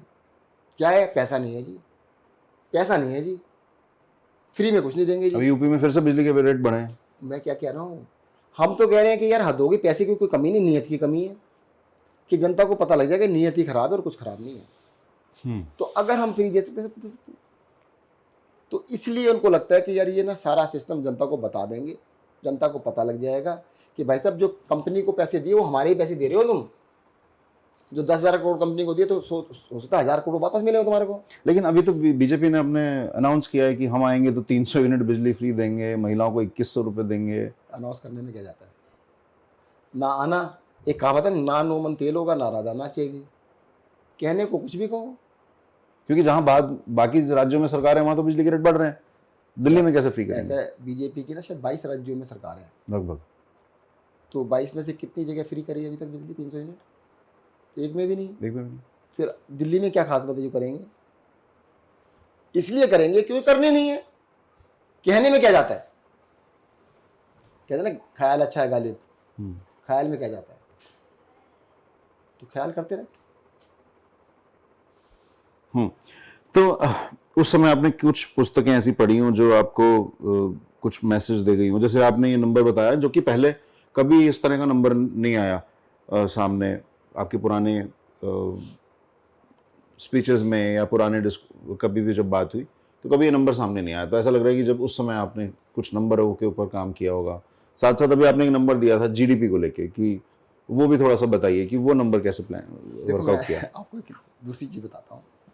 हमारे देश में प्रति व्यक्ति आय, एक आदमी की एक साल की इनकम $2750, यानी लगभग 2,30,000 रुपये प्रति वर्ष है। पूरे देश की एवरेज? पूरे देश की एवरेज। वो एक आदमी की, एक परिवार की नहीं है। अगर परिवार में पति पत्नी, माँ बाप और बच्चे, 2 बच्चे मान लेते हैं, तो 6 लोगों का परिवार हो गया, तो वो 13 लाख रुपए साल के हो गए। 2,30,000 इंटू 6 मतलब 13,80,000 हो गए। तो ये करीब 100 करोड़ लोग बीपीएल से कम हुए? नहीं, ये सबका एवरेज बनता है। एवरेज बनता है। अगर इतना रहे तो खुशहाली आ जाएगी, कोई दिक्कत नहीं है। तो यानी एक परिवार में एक महीने के अंदर लगभग 1,15,000 20,000 रुपये की इनकम होनी चाहिए एवरेज। परंतु इस देश के 100 करोड़ लोग 30,000 रुपया एनुअल से भी कम कमाते हैं या खर्च कर पाते हैं। मतलब लगभग 2,500 रुपये। 2,500 रुपये महीना की कमाई है प्रति व्यक्ति। अगर 100 करोड़ लोगों की ये हालात हैं, 80-85 करोड़ लोगों को गेहूं फ्री में देना पड़ता है, गेहूं भी नहीं खरीद पाते हैं। तो वैसे देश तरक्की क्या कर रहा है? 4-5 लोगों की तरक्की करने से देश तो तरक्की नहीं कर रहा। अगर 4-5 लोग सारा पैसा 4-5 लोगों पे चला गया तो बाकी लोग तो तरक्की नहीं कर रहे हैं। अभी मैं 2 दिन पहले पुण्य प्रसून वाजपेयी जी की वीडियो देख रहा था, बड़ी डिटेल में उन्होंने काम किया उस पर। उन्होंने बताया कि 2014 से 24 के बीच में एवरेज महंगाई 3 गुना हुई है। चीज़ों को बताया गया, जैसे सब्जी थी, अगर 28 रुपये की सब्जी थी वो 100 रुपये हो गई। उन्होंने कई चीज़ों को दिखाया, हर चीज़ को उन्होंने बताया कि भाई 3 गुना, उनकी एवरेज 3 गुना निकल के आता है। कुछ चीज़ें 4 गुना हो गई, कोई 2.5 गुना हो गई, कोई 2 गुना हो गई, तो 3 गुना निकल के आते हैं। तो इसका मतलब क्या हुआ कि अगर आपकी इनकम 3 गुना हुई तो आपको कुछ भी नहीं बढ़ा, तो यानी जिसकी इनकम 4 गुना हुई है तो वो मानना उसको तरक्की हुई है, और तरक्की हुई नहीं किसी की। और इस समय में ऐसा सुनने में आया था कि कुछ कर्ज भी बढ़ा है देश के ऊपर। कर्ज की तो हालत ये है कि 2014 में हमारे देश के ऊपर कर्ज था 55 लाख करोड़ का, जो कि बढ़ के हो गया 2,05,000 करोड़। 4 गुना बढ़ गया, 4 गुना से भी ज्यादा। सर 70 साल में तो हमने लिए 55,000 करोड़, 55 लाख करोड़, उसको 70 साल लगे, 10 साल में उससे भी 3 गुना ले लिया। तो कहीं और चर्चा दिया ही किसको? चलो इतना सारा लोन ले लिया, आपको कितना दिया उसमें? आपका क्या स्टैंडर्ड बढ़ गया ये बताओ? अपने 2-4 दोस्तों के बढ़ गए, बीजेपी वालों के बढ़ गए, 2 या 4, 5 या 10 लोगों के। जनता को क्या मिला? कहाँ गया वो बड़े इसलिए क्योंकि वो इलेक्टोरल बॉन्ड से वापस उनके पास आ गए। जैसे मर्जी हुआ। हम्म। अब उसके डिटेल में किसी दिन और बताऊंगा मैं आपको, कहानी कुछ और ही है। अगर आपने इतना सारा लोन ले लिया और उस लोन से जनता के पास कुछ भी बढ़ा ही नहीं, कोई इंडस्ट्री नहीं लगी, रोजगार नहीं लगा। चलो मैं एक छोटी सी बात बताता हूँ, 10 साल के अंदर इस देश में करोड़ों व्यापार और उद्योग बंद हो गए, बंद हो गए। दुकानें बंद हो गई, फैक्ट्रियां बंद हो गई। बंद नहीं हुई तो कहीं ऐसी होगी जिसमें 20 आदमी काम थे 10 कर रहे हैं, जहाँ पे 50 करते थे 5 कर रहे हैं, तो बंद ही मानोगे उसको। रोजगार खत्म होता जा रहा है। एक नई चीज निकली है, देखो मैं आपको ताज्जुब होगा, चलो आज आपको बता देता हूँ। ये कह रहे हैं हमने इतने सारे लोग नौकरी, ये क्या कर रहे हैं? ऑलरेडी जो नौकरी कर रहे हैं उनको पोर्टल पर रजिस्टर्ड करते हैं, नौकरी लगी। अरे भाई आप खुद देखो ना कि आपके परिवार में कोई बेरोजगार है 10 साल से, आपके पड़ोस में बेरोजगार है 10 साल से, तो उससे पता लग जाएगा आपको। जिसकी लगी थी उसको कहते हैं हाँ हाँ हमने रजिस्टर्ड कर लिया, इसकी नौकरी हो गई। रजिस्ट्रेशन का मतलब नौकरी हो गई, मतलब वो डेटा में आ गया तो हाँ वो नौकरी हो गई। तो लेकिन मेक इन इंडिया का क्या है फिर? मेक इन इंडिया इसका मतलब कुछ भी नहीं है। देखो यदि देश में उद्योग बंद हो रहे हैं तो वो क्या रहा है, अरविंद केजरीवाल जी से यही तो तकलीफ है। वो इनकी पोल पट्टी खोल देते हैं, वो इकोनॉमिक समझते हैं, वो इकोनॉमिक समझते हैं, IRS ऑफिसर रहे हैं, पढ़े लिखे हैं, सारी पार्टी में हैं। अब मुझसे पूछ रहे हो, मैं पोल पट्टी खोल दूंगा, बाकी तो बता नहीं पाते। वो तो कहते तरक्की हो रही है, तरक्की हो रही है, तरक्की हो रही है। किसकी हो रही है? कि यार देखो इन हमारे 4 दोस्तों की हो रही है। अरे उन 4 दोस्तों की तरक्की होने से मेरे घर में क्या हो गया ये तो बताओ। एक और छोटा सा एग्जाम्पल देता हूँ मैं। एक हमारे रानी बाग में छोटी सी ज्वेलर है, उनसे मेरी बात हो रही है। कहते हैं जैन साहब जिन भी घरों के अंदर थोड़ा बहुत सोना होता था, 1 तोला 2 तोला 5 तोला, सबका बिक गया। यानी क्या मतलब? कहते हैं 10 साल के अंदर एक बहुत बड़ी तरक्की का काम हुआ है कि घरों में सोना नाम की चीज ही नहीं बची। या तो उन्होंने गोल्ड लोन वालों को दे दिया, फिर वापस छुड़ा नहीं पाए, या दुकान सुनार के पास जाके बेच आए। मैंने क्यों ऐसा क्या हुआ? कहते घर का खर्चा नहीं चल रहा, किचन का खर्चा नहीं चल रहा, गरीबी इतनी आ गई है, कोई पूछने वाला ही नहीं है। भाई देखो देश के अंदर 100 करोड़ लोग 2,500 रुपए महीना पे रह रहे हैं, या उससे कम पे, 2,500 भी नहीं है, उससे भी कम पे रह रहे हैं। और जो मिडिल क्लास है भाई साहब उसकी हालत उससे भी बुरी है। इनकम बढ़ी नहीं, खर्चे तो फिक्स हो गए। इनकम बढ़ी नहीं है, 3 गुने खर्चे हो गए, कमाई कुछ है नहीं तो करेगा क्या बेचारा। मनीष जी ने बहुत बार जिक्र किया कि उन्होंने तमाम किताबें पढ़ी। आपका मैं जानता हूँ आपको आर्किटेक्चर में तो इंटरेस्ट है ही, लेकिन आपको नंबर्स में बहुत इंटरेस्ट है।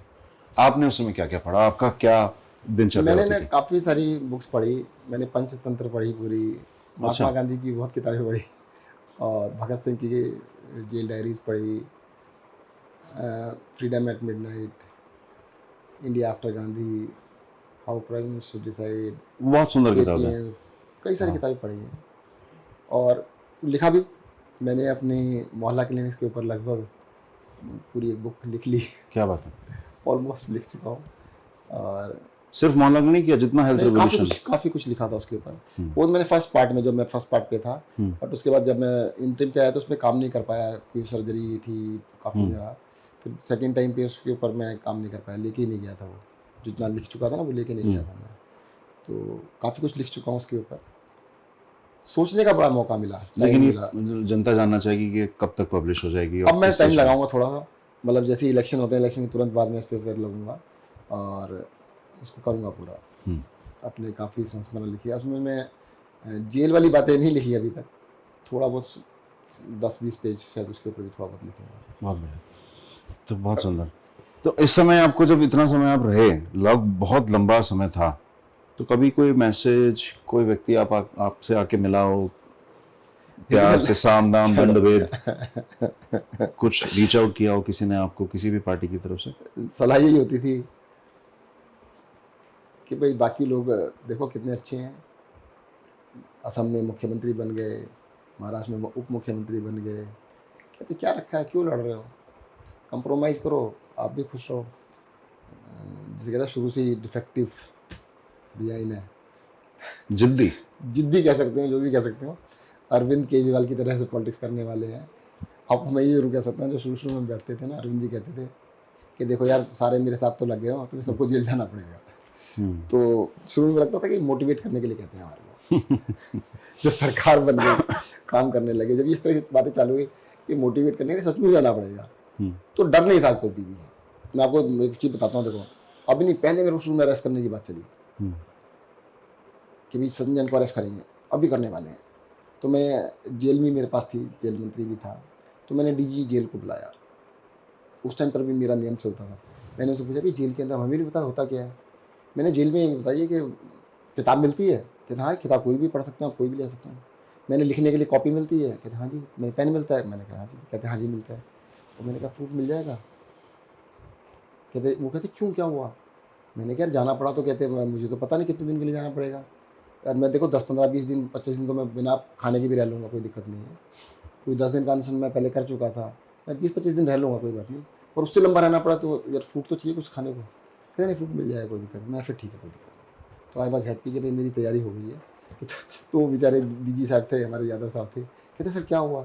कहते यार कोई आदमी ये पूछता है कि कोई सुविधा मिल रही है, मैं पेन मिल जाए, एक कॉपी मिल जाए, एक किताब मिल जाए और फ्रूट का इंतजाम हो जाए या वेजिटेबल मिल जाए, अपना आपने ये नहीं पूछा उनसे कि वॉशरूम कैसा होगा, बेड मिलेगा कि नहीं मिलेगा, गद्दा मिलेगा कि नहीं मिलेगा? नहीं, उसकी तरफ ध्यान नहीं था बिल्कुल भी। मुझे ये लगता था कि भाई देखो अगर अच्छा एक और चीज़ बता दूँ, जेल में जाएंगे तो कई बार ये भी लगता है कि जो तुम सोचते हो वही हो रहा होता है। कई लोग थे कि मेरे से पूछते जेल जाने का सोचा था, मैंने कहा सोचा तो था। कहते कैसे?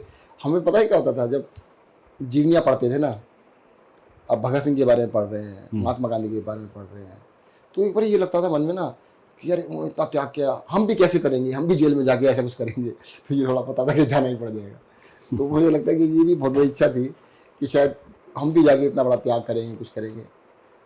त्याग तो नहीं कह सकते, परंतु हाँ ठीक है, अगर तुम किसी चीज़ के लिए, मकसद के लिए आगे बढ़ते हो तो उसकी सज़ा के लिए तैयार रहो कि देश के लिए अगर कोई भी भला करना चाहोगे, उस सिस्टम के अगेंस्ट खड़ा होना चाहोगे, जो सिस्टम बन चुका है, तो आपको प्रताड़ित तो किया जाएगा। पर मैं ये कहना चाहूँगा यंग जनरेशन को, उनको पॉलिटिक्स में आना चाहिए, बट जिसको भी अपना कैरियर बनाना हो बिल्कुल नहीं आना चाहिए। Politics is the worst career. अगर वहाँ पे आने के बाद आपको ये सोचना है कि मैं काउंसलर बन गया तो एमएलए कैसे बनूंगा, एमएलए बन गया तो मंत्री कैसे बनूंगा, फिर मुख्यमंत्री कैसे बनूंगा, एमपी कैसे बनूंगा, ये मंत्री कैसे बनूंगा, ये कहानियों में अगर पड़ गए, अगर आपको कैरियर बनाना है तो भाई साहब अपना बिजनेस करो, नौकरी करो, वहाँ कैरियर बनाओ। अगर छोड़ के आ सकते हो, पब्लिक सर्विस में आ सकते हो, दूसरों के लिए त्याग करके आ सकते हो, तो जरूर आना चाहिए। और मैं तो ये कहूँगा पहले अपनी प्रोफेशनल लाइफ में, पब्लिक लाइफ में, अपनी पर्सनल लाइफ में कुछ अचीव करके तब आना चाहिए। ऐसा ना हो कि वहाँ तो कुछ कर नहीं पाए, वहाँ तो फेल हो गए, फिर यहाँ आ गए, वहाँ तो फेलियर थे कि अब यहाँ पे हम कुछ कर लेंगे।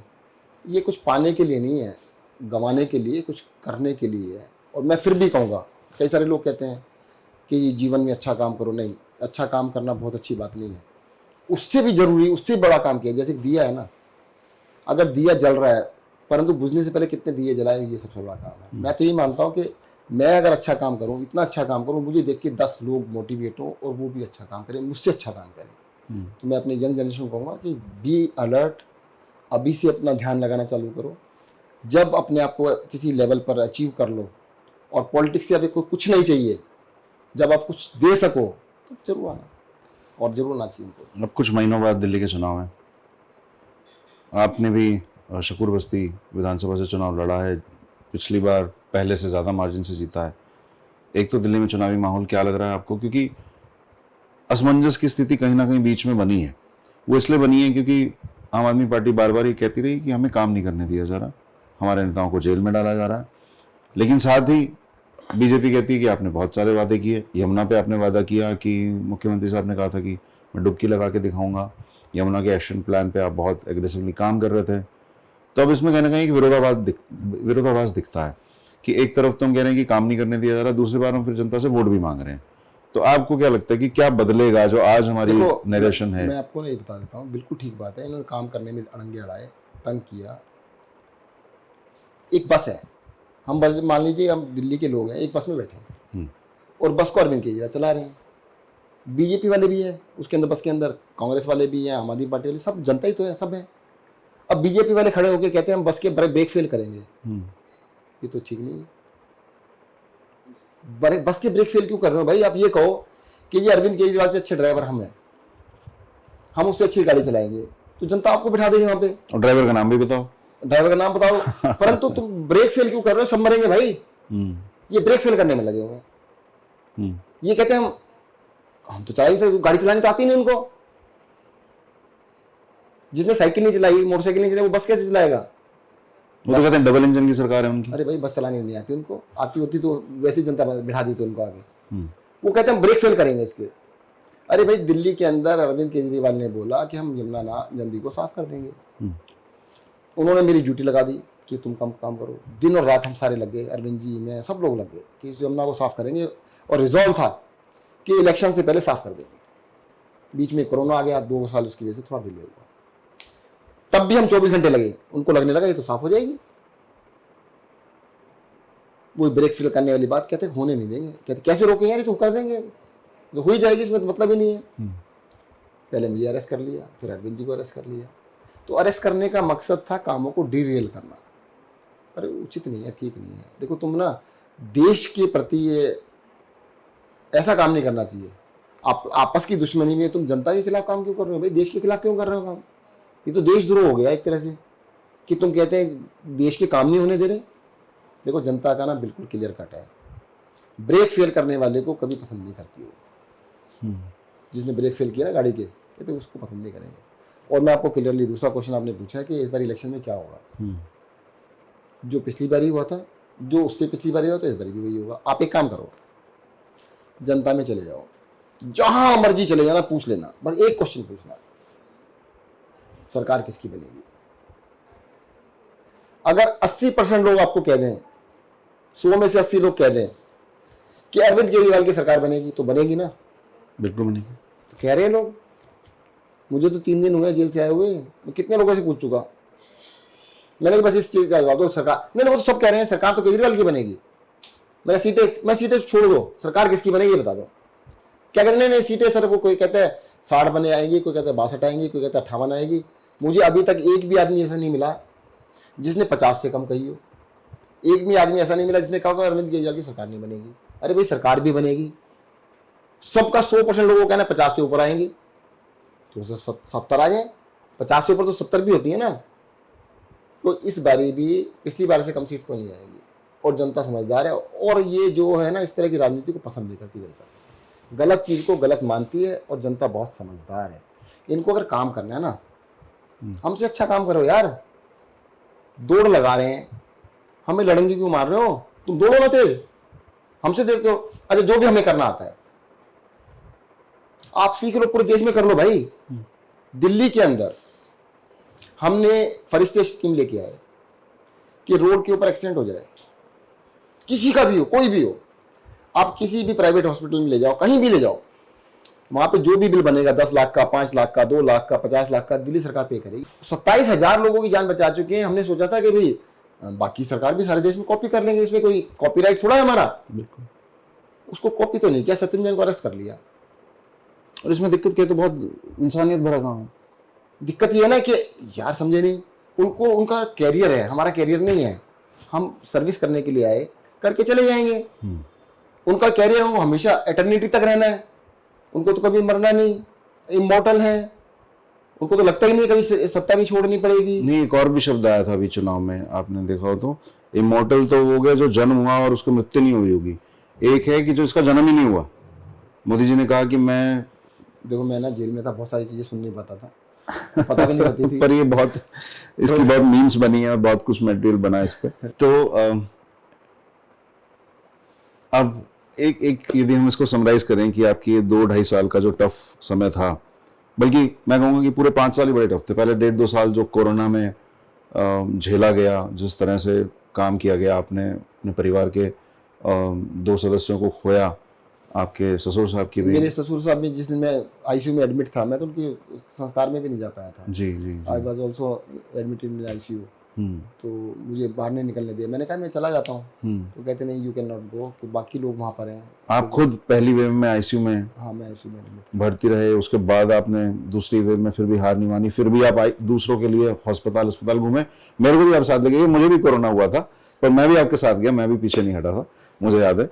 और सबने इतनी खूबसूरती से काम किया, मुझे लगता है कि वो अपने आप, यदि मेरी दरख्वास्त रहेगी कि आप जो किताब लिख रहे हैं उसमें उस समय का वर्णन जरूर कीजिएगा, क्योंकि मतलब वो ऐसा था जैसे किसी जंग में हम लोग शामिल हों और मिलके काम कर रहे जंग हो। ही थी, जंग ही थी, जंग ही थी। जंग से पीछे नहीं थे।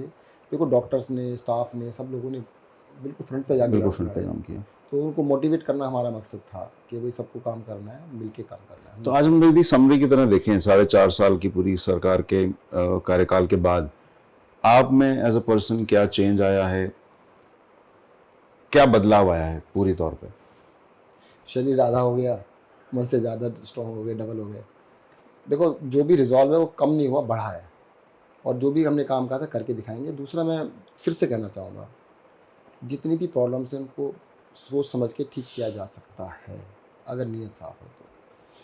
हमारी नीयत ठीक होनी चाहिए। तो आपको लगता है कि इस मुद्दे पे चुनाव लड़ा जा सकता है, इस मुद्दे को अपनी आइडियोलॉजी बनाया जा सकता है? क्योंकि कई लोग पूछते हैं कि आम आदमी पार्टी की आइडियोलॉजी क्या है, आप राइट हो, लेफ्ट हो, सेंटर हो, क्या हो आप? सड़क है, सड़क पे बनी नहीं है ना, उसको बनाना मेरी आइडियोलॉजी है। अगर बच्चा पढ़ा नहीं है ना, उसको पढ़ाना मेरी आइडियोलॉजी है। आदमी बीमार है, उसको इलाज कराना मेरी आइडियोलॉजी। मैं ना लेफ्ट हूँ, ना सेंटर हूँ, ना राइट हूँ। ये लेफ्ट राइट सेंटर सब फेल हो गए हैं। आपको बताता हूँ, हमारी हिस्ट्री के अंदर ना 3 चीज़ें रही। अगर हमने बिजली 200 यूनिट फ्री कही, हमने किसी एक कैटेगरी के लिए नहीं की, एक जाति के लिए नहीं की, एक वर्ग के लिए नहीं की, सबके लिए की। 400 यूनिट का आधा रेट किया तो एक के लिए नहीं किया, सबके लिए किया। जहां मैं सरस्वती में रहता हूं, सब कोठियां हैं। सर्दियों के अंदर यहां भी बहुत तो लोगों का जीरो बिल आता है। 400 यूनिट का आधा बिल तो बहुतों का आता है। पानी 70% लोगों का फ्री है, 20,000 लीटर फ्री है, 70% लोगों का फ्री है। हमने ये नहीं कहा, हम कह रहे हैं कंजम्पशन थोड़ी कम करो, आपका ही फ्री हो जाएगा। तो हमने कभी ये नहीं कहा कि इसको देंगे इसको नहीं देंगे। महिलाओं के लिए बस यात्रा फ्री की। हमने ये नहीं कहा कि बीपीएल कार्ड दिखाऊंगे तब करेंगे। सबके लिए किया, हमारी बेटियां हैं, बहनें हैं, सबको लिए हैं। तो हमने कभी डिफ्रेंशिएशन नहीं किया। जो भी सरकार को करना है सबके लिए करना चाहिए। उसका यूज कौन करेगा? अरे भाई, बस में कौन जा रहा है? जो कार में बैठा वो तो नहीं जा रहा। यूज वो करेगा जिसको आवश्यकता है, करो। आपके लिए भी अलाउड है। ये मॉडल के ऊपर इनको आपत्ति है सब। ये कहते हैं हम एक कैटेगरी बनाएंगे, उसको करेंगे। अरे ये कैटेगरी क्यों बना रहे हो तुम? किसको इतना क्यों नीचे ला रहे हो तुम? और बेसिकली मैं बता देता हूं, चलो, दुनिया के अंदर 2 तरह के देश हैं, डेवलप्ड और अनडेवलप्ड।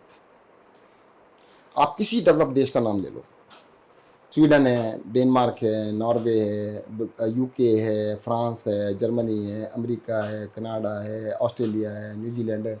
और अनडेवलप्ड या अंडर या डेवलपिंग कंट्रीज हैं, उनकी लिस्ट बना लेते हैं। युगांडा है, पाकिस्तान है, बांग्लादेश है, श्रीलंका है, भारत है। जितने भी देश देखोगे सब में एक चीज कॉमन मिलेगी, आप डेवलप्ड और अनडेवलप्ड में। जितने भी डेवलप कंट्रीज हैं, जो कहते हैं ना फ्री में नहीं देना चाहिए, सारे फ्री देते हैं। वहां पर वहां के नागरिकों के लिए एजुकेशन फ्री है, वहां के नागरिकों के लिए हेल्थ केयर फ्री है, और बेसिक नेसेसिटीज के लिए, उसको बेसिक इनकम कहते हैं वो लोग, वो उनके लिए करते हैं। जो अनडेवलप्ड है, 5 स्टार होटल वहां भी है। इंडिया के अंदर भी बड़े बड़े 5 स्टार होटल्स हैं। इंडिया के अंदर भी बड़े बड़े एयरपोर्ट है। डेवलप कंट्री क्यों नहीं है भाई साहब? क्योंकि हम कहते हैं फ्री में कुछ नहीं देंगे। क्यों नहीं दोगे भाई? जो आदमी के घर में अगर 2,500 रुपये महीना मिल रहे हैं उसको, तो अपने बच्चों को कैसे पढ़ा लेगा? इलाज कैसे करा लेगा? पढ़ाएगा नहीं, ठीक नहीं होगा, इलाज नहीं कराएगा तो तरक्की कैसे करेगा? अरे भाई साहब, वो लेवल प्लेइंग फील्ड देनी पड़ेगी। अगर इस देश को तरक्की करनी है तो कुछ चीज़ों को हमें करके देना पड़ेगा। सरकार की जिम्मेदारी है, इससे हम बच के भाग नहीं सकते। वो चाहते हैं जनता को मूर्ख बनाए, पर ठीक है, आप कुछ लोगों को मूर्ख बना सकते हो, कुछ दिनों तक मूर्ख बना सकते हो, हमेशा नहीं बना सकते। और केजरीवाल जो है इस बात को लोगों तक ले जा रहे हैं, धीरे धीरे समझा लेंगे, समझ में आ जाएगा सबको। और समझ में आ रहा है सर, पूरे देश के अंदर मैं तो गारंटी से कह सकता हूँ, कहीं चले जाना आप, रिमोट से रिमोट एरिया में चले जाओ, केजरीवाल के बारे में लोग जानते तो हैं यार, कुछ तो कर रहा है। वो भी कहते हैं हमारे यहाँ क्यों नहीं आ रहे भाई, हमारे यहाँ भी करो ना। अब और दूसरी मुझसे- बात देखो आप, हम्म, कॉपी क्यों कर रहे हो आप? हर चीज़ कॉपी मारने में लगे हैं। पहले कहते हैं केजरीवाल ये गलत कर रहा है, ये गलत कर रहा है, फिर उसी को कॉपी करने की कोशिश करते हैं। हम्म। भाई साहब हम गलत है, हमारी कॉपी क्यों मार रहे हो? मेरे पीछे बैठे हो, मेरी नकल मार रहे हो और मुझे गाली दे रहे हो। आपको लगता है कि सभी नेताओं के जेल से वापस आने के बाद आम आदमी पार्टी के कार्यकर्ताओं में भले ऊर्जा आ गई, लेकिन जो वोटर है दिल्ली का, वो सिंपैथी से या एम्पैथी से या आपके साथ खड़ा होगा दिलो जान से? और होगा तो वो कैसे होगा? क्या मैसेजिंग रहेगी पार्टी की? देखो, इस देश का जो मतदाता है ना, जो आम मतदाता है, वो बहुत समझदार है।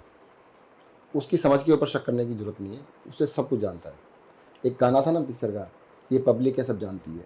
तो ये पब्लिक है सब कुछ जानती है, उसे पता है क्या सही है क्या गलत है।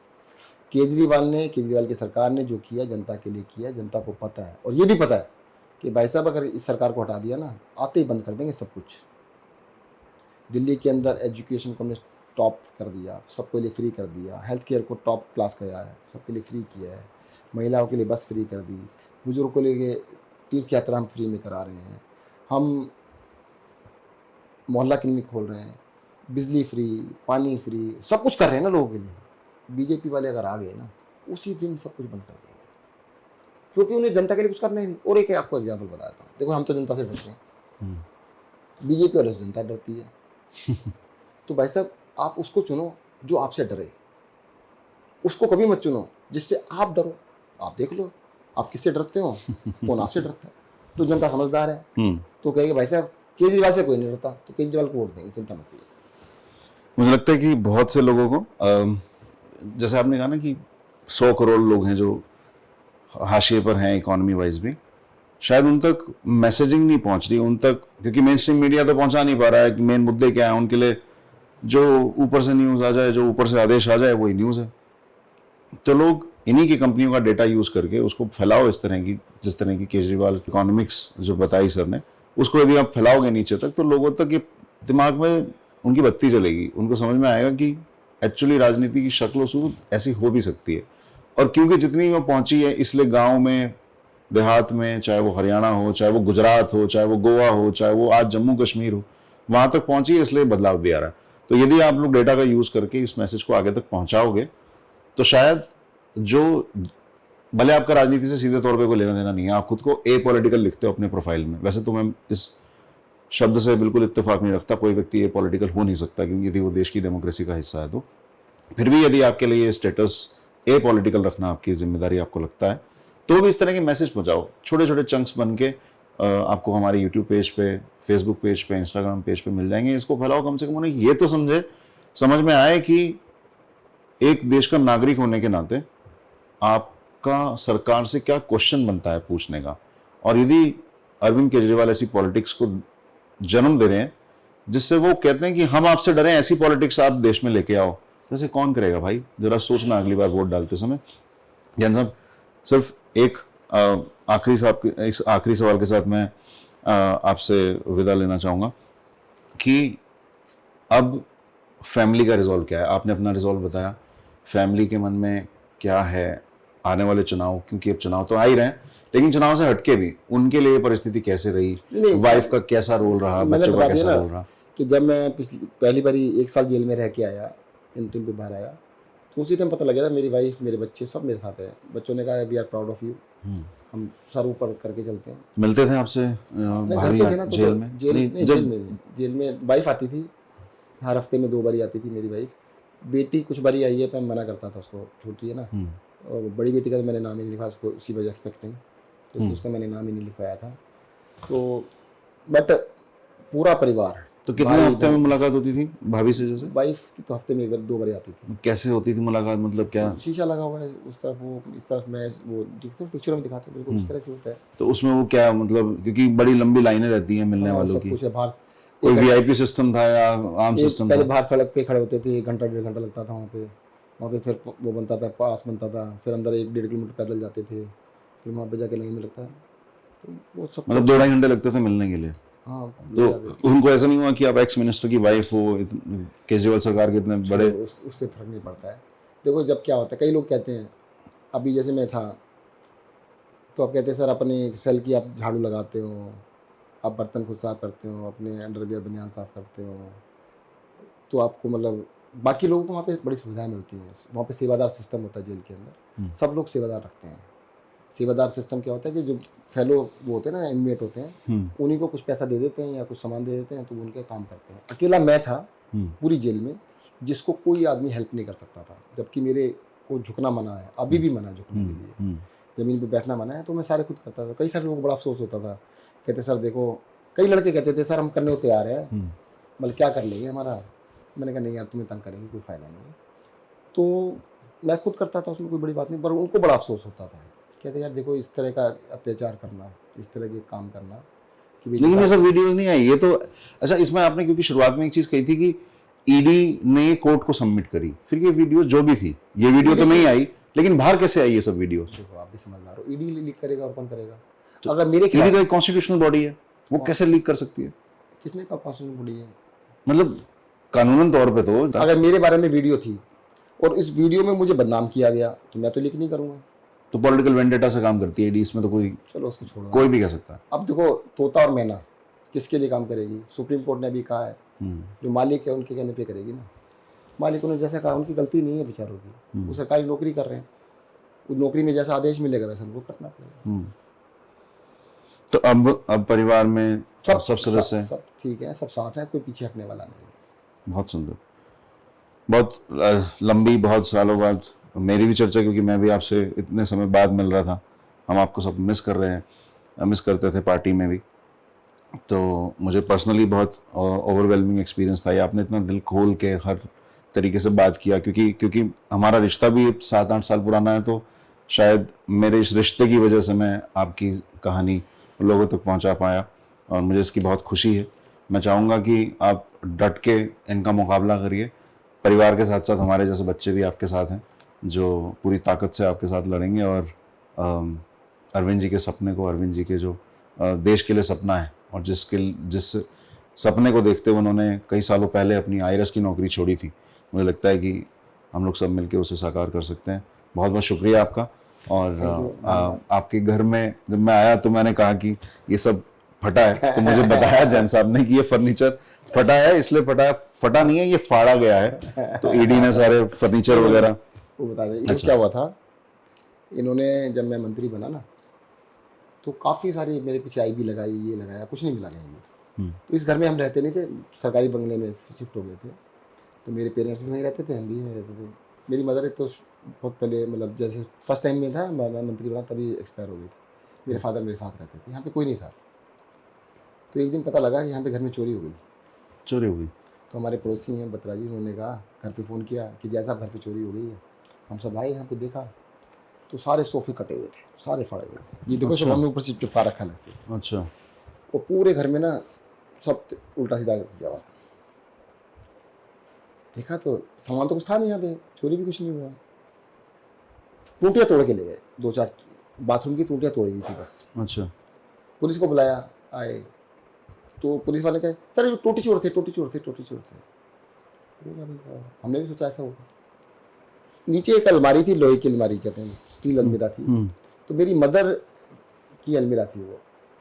तो मेरे फादर ने अलमीरा खोली तो उसके अंदर एक लॉकर होता है अलमीरा के अंदर, उस लॉकर को खुला पड़ा था। खोला तो उस लॉकर के अंदर कम से कम 200-250 चांदी के सिक्के थे। अच्छा।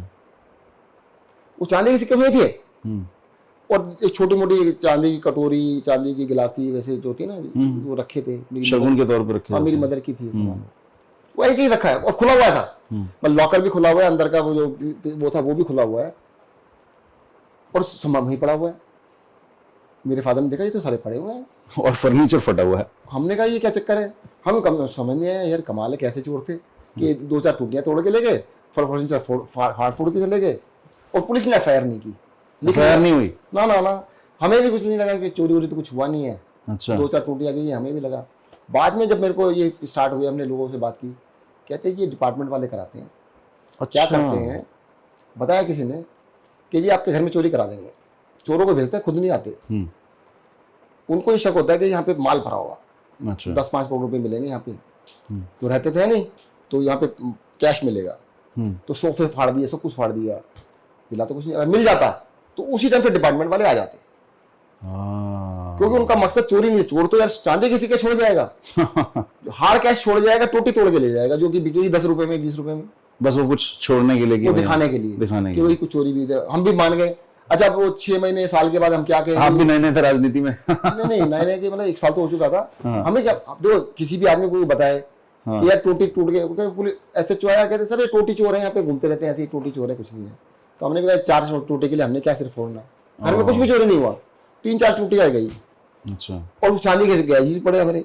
तो हमने कहा, बाद में बताया कि यार ये कॉमन प्रैक्टिस है इनकी डिपार्टमेंट वालों की, ऐसे करा देते हैं कि आपके पीछे तो बड़े बड़े डिपार्टमेंट लगे हैं, जिसे तोता और मैना दोनों लगे हैं, CBI भी, ED भी, और ये भी और वो भी, तो वो कर सकते हैं, ऐसा करते हैं, अक्सर करते हैं। तो होता होगा, अब पता नहीं ऐसा होता है नहीं होता है, बस बताया हमें ऐसा ही है। सरप्राइजिंग है, कितना कुछ ऐसा जो मैंने भी आपसे पहली बार सुना है आज। खैर ठीक है, बहुत बहुत शुक्रिया जैन साहब, बहुत उम्मीद है कि आपके साथ फिर से काम करने का मौका मिलेगा, और सब लोग इसको जरूर भेजिए आगे, क्योंकि इतिहास लिखा जा रहा है। और जिस तरह से अरविंद जी कहते हैं कि आज़ादी की दूसरी लड़ाई है, वो लड़ाई का नेचर अलग था, लोग अलग थे, समाज अलग था, आज समाज अलग है, लेकिन जो समाज की ज़रूरत है उसको लेकर अरविंद केजरीवाल काम कर रहे हैं, और let's work it out together. Thank you so much.